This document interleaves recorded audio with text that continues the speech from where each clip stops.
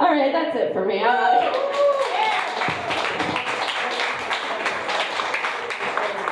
Keep it going.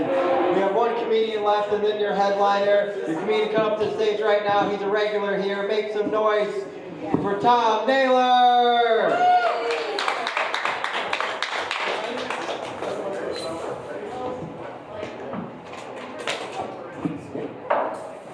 My cock is 8 inches long, but it's only a ½ inch in circumference.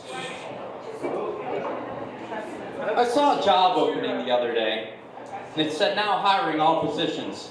So I applied for doggy style. I am a professional resume writer by trade. Actually, I help those that are in need find jobs. One guy I saw, he had a whole bunch of stuff on his resume. On his resume it said shit, and then after shit it said welding and forklift driving. And I'm like, what do you mean? You've got shit on your resume. And he goes, I meant skills.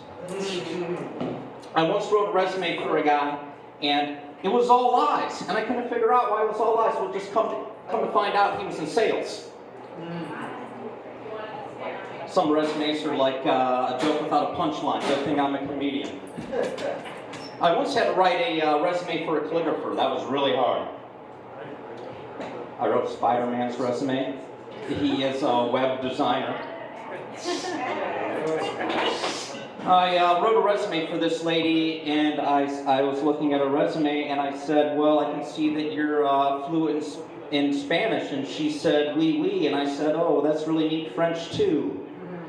And just some free advice for you guys if you're looking for a career, a new career, but you have to have a proper email. Okay, I've seen a lot of them in my day. You know, BubbleButt69 is not a good resume, all right, or email address. All right, Eastside Killer is not a good resume address.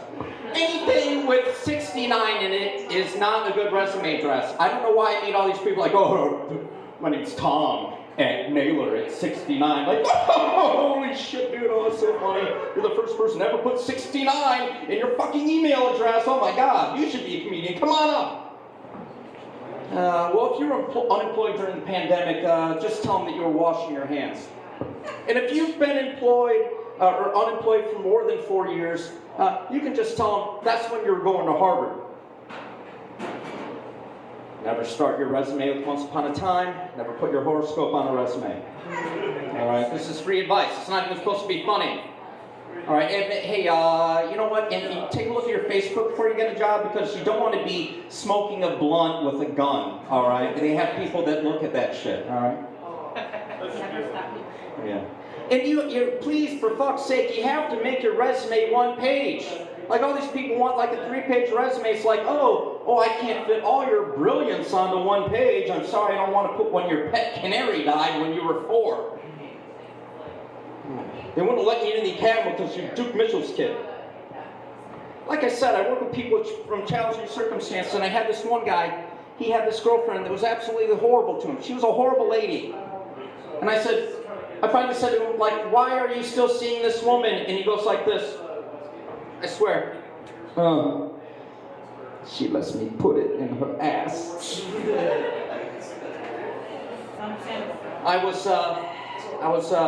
Had a client. I have all these clients, and I had one client that teaches these classes for how to get a job, and I had one client that wasn't coming back on time, and I said, dude, there's a clock right there. So when it's time to come back, just look at it. And he goes, Mr. Naylor, I got to level with you. I can't read a clock with hands. Yeah, I know. It's so true, it's funny. I once placed a lady in a secretary job, and she came back to me the next day and she goes, I gotta be honest with you, Mr. Naylor, I can't read. Hey, what, is this a stand-up comedy routine or is it a public service announcement? Oh, man. Hey, have any of you guys watched The Last of Us? You guys watched that? You watched that? HBO. You guys watch any of it's Last of Us? I really liked the last episode, but it was really gay. I didn't see. Oh, well, I just ruined it, yeah. Oops. If two people weigh 500 pounds and they both have sex, does that mean they have 2 tons of fun? You know, speaking of making a living, for all you more, career advice, as long as you have a warm butthole, you do have a way to make a living.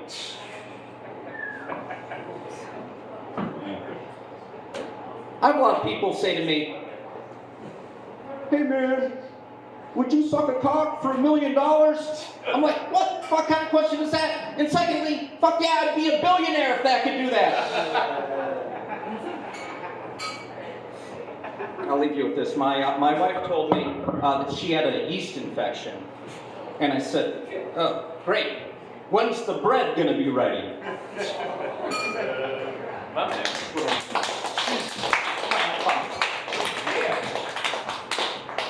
Tom Naylor, everybody. You got a taste of